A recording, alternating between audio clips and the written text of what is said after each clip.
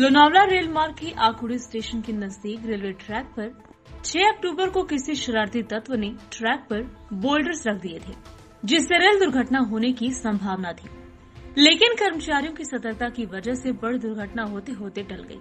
Pune down local संख्या 01561 जब उक्त स्थान से गुजर रही थी, तब लोकल के गार्ड श्री संदीप भालेराव की नजर ट्रैक पर रखे हुए बोल्डर्स पर पड़ी तथा उन्होंने अविलंब इसकी सूचना चिंचवड स्टेशन के उप स्टेशन प्रबंधक श्री मैथ्यू जॉर्ज को दी।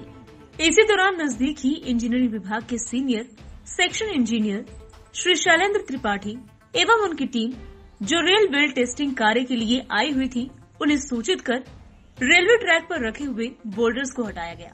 रेलवे कर्मचारियों की सतर्कता से एक संभावित दुर्घटना टल जाने पर मंडल रेल प्रबंधक श्रीमती इंदु दुबे, अपर मंडल रेल प्रबंधक श्री ब्रजेश कुमार सिंह तथा वरिष्ठ मंडल परिचालन प्रबंधक डॉक्टर स्वप्नील नीला एवं वरिष्ठ मंडल इंजीनियर ने कर्मचारियों का अभिनंदन किया।